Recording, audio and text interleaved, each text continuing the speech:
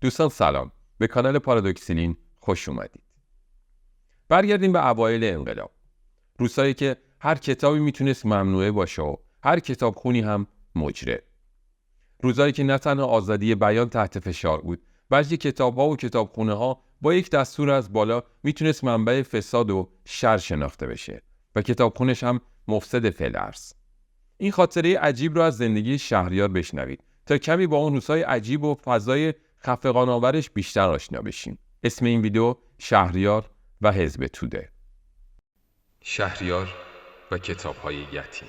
اگرچه مراوده من و شهریار در اوایل انقلاب به دلیل نفت طلبی عده‌ای کم شده بود، هادی مثل سابق مانند عضوی از خانواده ما به حساب می آمد و اگر روزی به ما سر نمی‌زد، تلفن می‌کردم و اصرار می‌ورزیدم که بیاید.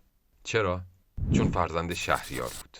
مادرش را از دست داده بود و احتیاج به محبت داشت و با پسر من دوستی بسیار نزدیکی داشت. شب و روز با هم بودند و با هم درس می‌خواندند. روزی از هادی شنیدم که استاد کمی نقاهت دارد. هادی به علت جوانی آنطوری که باید نمیتوانست به استاد برسد. دو دختر استاد هم مشغول زندگی خودشان بودند و شهریار هم راضی نبود که آنها بچه‌ها و زندگیشان را رها کنند و به او برسند. به خانمم گفتم که بلند شو برویم به دیدار استاد. خانمم مثل همیشه قبول کرد و رفتیم. شهریار در رخت خوابی دراز کشیده بود. رخت خوابی که هیچ بدبختی جز وی در آن نمیخوابید. در اطراف اتاقش هسته‌های گرد و آغشته به مرگ موش به چشم می‌خورد. اساسیه اتاقش خیلی کم شده بود. از آن همه کتاب یکی دو جلد فرهنگ عمید و قرآن و چند دفترچه شعر در کنارش بود. دو مبل و یک صندلی هم گوشه‌ای مانده بود. اتاق در اثر دود سیاه شده و کتری از بس روی چراغ نفتی جوشیده بود، آبی در آن باقی نبود. بی اختیار بغضم ترکید. گفتم: استاد این چه وضعی است که شما دارید؟ نگاهش را که یک دنیا حرف و حسرت در آن نهفته بود به من انداخت و گفت: گر جگرسوز بود داغ یتیمی با طفل، پیر زن مرده یتیمیش جگرسوزتر است.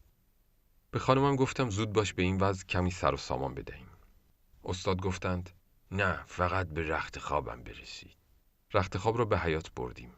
رویی و آستر تشک و لحاف را در آوردیم و از بزاز محل اصغر آقا مقداری پارچه گرفتیم و بعد از تمیز کردن پشم آنها در مدت 3 ساعت رخت خوابی تمیز و حسابی را آماده و پهن کردیم. خدا شاهد است عین کلامش بود: خدا شما را راحت کند، مرا راحت کردید. من پیش شهریار نشستم و به خانمم گفتم: کمی هم به آشپزخانه برس. چند دقیقه نگذشته بود که جیغ گوشخراشی بلند شد. دویدم آشپزخانه. دیدم خانمم وقتی کشوها را کشیده در حدود 20 بچه موش به سرعت فرار کرده. بیچاره رنگش مثل گچ شده بود. او را به خانه فرستادم. من در حضور شهریار ماندم. استاد فرمودند: اگر ممکن است بده این قالی رو هم بشویند. همان قالی که الان در موزه ادبی شهریار موجود است. گفتم: چشم استاد، صبح میدهم. یکی از روزها که در محضر استاد بودم عرض کردم: استاد آن همه کتاب و اساسیه منزل چه شده؟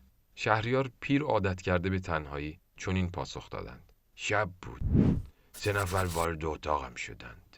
نمیدانم چطور آمده بودند تو.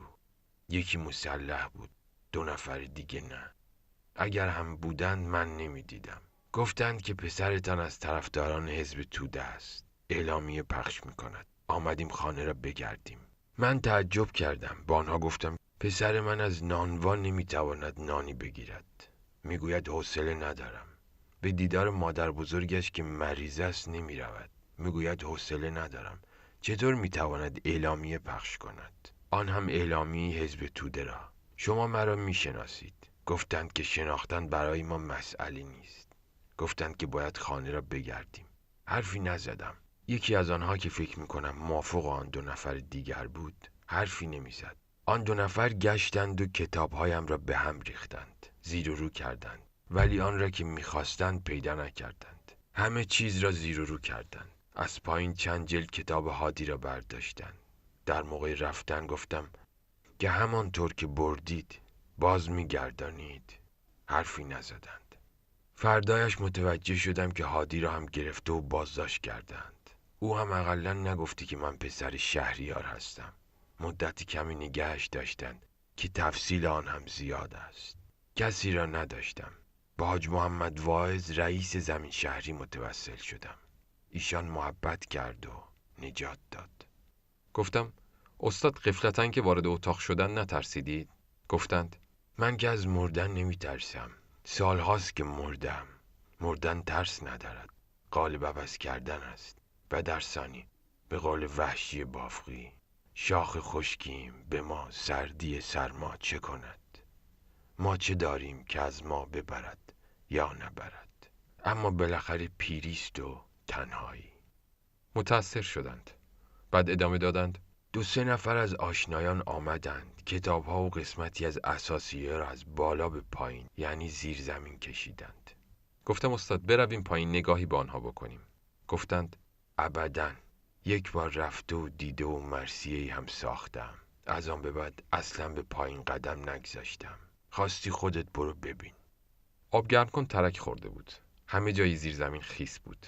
تخت خوابی مانند آهن پاره‌ای زنگ زده، گرد و غبار آلود و فنرها گسسته در گوشه‌ای به چشم خورد. زمانی هجلگاه بوده. حال چنین خار و ذلیل در کناری افتاده بود. در طرفی دیگر کتاب‌ها مانند زباله روی هم ریخته شده و تعدادی از آنها توسط موش‌ها جویده شده بودند. گرد و غبار چنان روی آنها را گرفته بود که اصلاً معلوم نبود چه کتابی است. در حدود 1000 جلد میشد.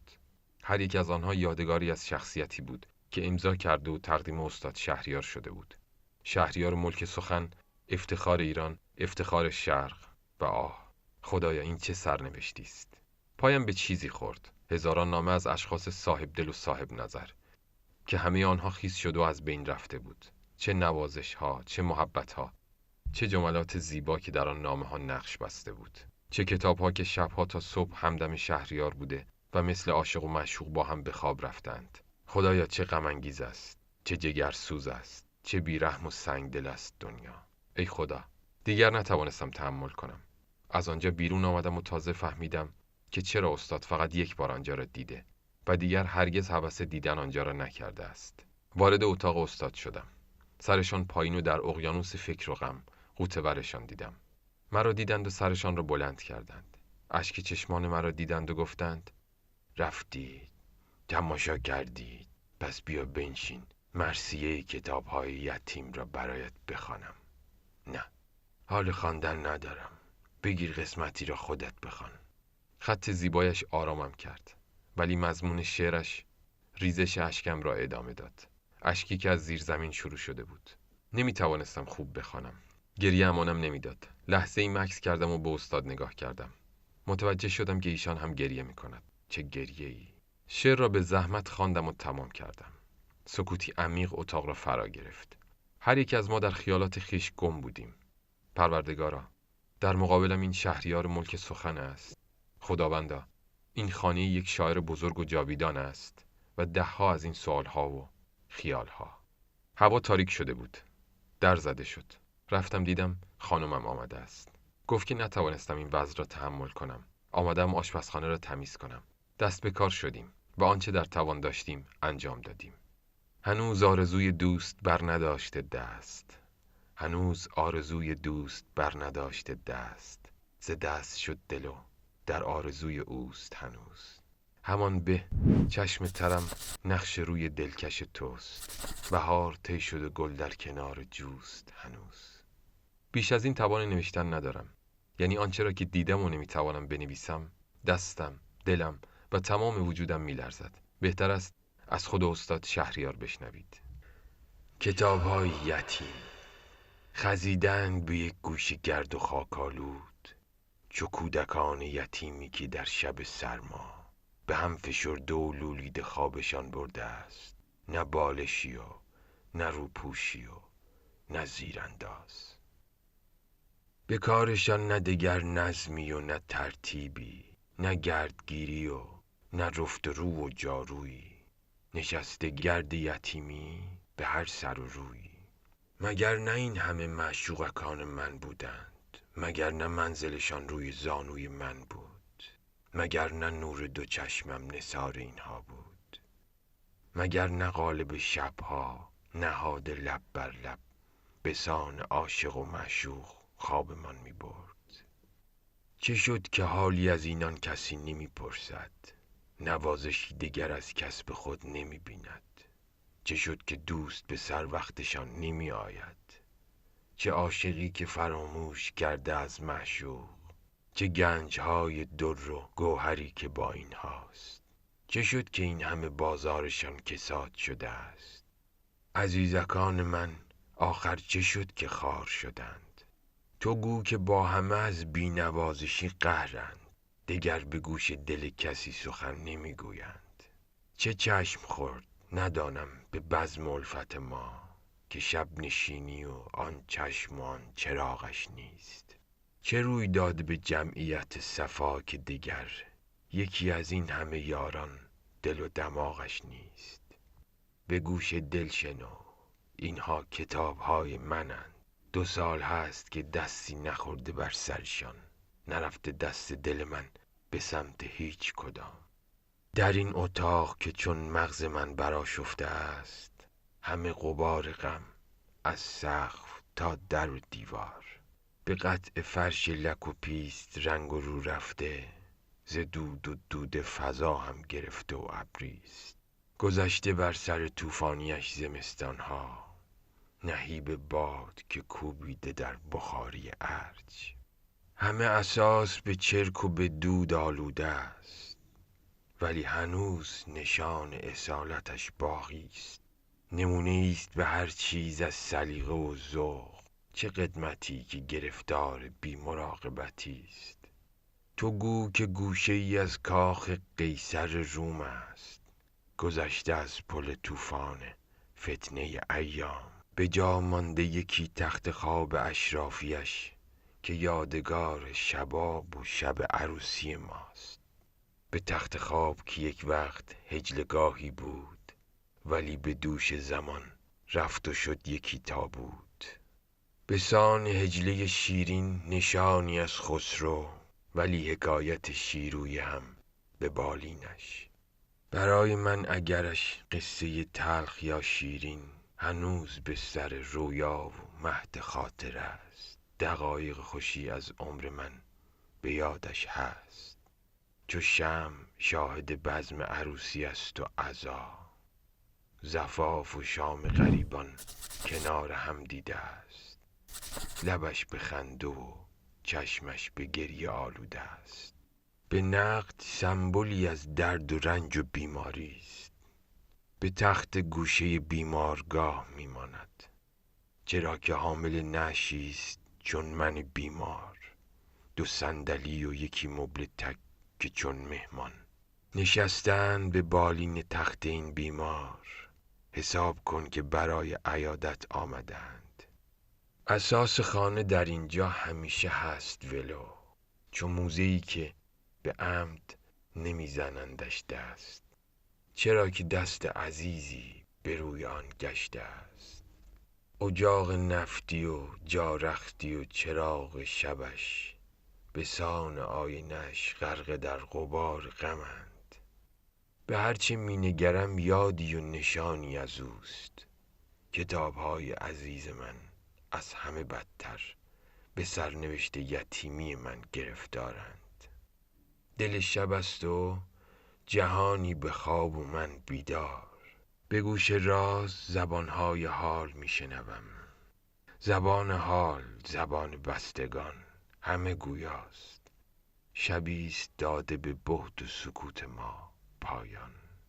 تو گو که دمل دلها رسید و سر وا کرد، یکی پس از دیگری بغضها که می ترکد. کتاب‌های من اول شکست قفل سکوت، خطاب با دل من با عتاب میگویند. چه جرم رفته که با ما سخن نمیگویید؟ چه بود آن همه شوری و این چه بی‌نمکیست؟ دل شکسته من مانده سخت در محضور، سری به گوش دل هر یکی فرو برده. بدان زبان فسونکار شعر میگوید عزیزکان من، این قصه بازگو مکنید، که چشم داغ دل از خواب می شود بیدار. چه جای گفت و شنودی مگر نمی بینید که هجله هنر ما دیگر عروسیش نیست؟ همه به داغ عروس هنر سیه پوشیم، دگر چراغ دل شهریار خاموش است. دوستان این خاطره عجیب و ناراحت کننده در اینجا به پایان میرسه. امیدواریم در هیچ کشوری هیچ کتابی ممنوعه و هیچ کتابخونی هم به جرم کتابخونی بازداشت نشه. مثل همیشه قضاوت رو به شما میسپاریم. تا یک ویدیو و یک خاطره دیگه شما رو به خدای بزرگ میسپاریم. وقتتون بخیر و با امید دیدار.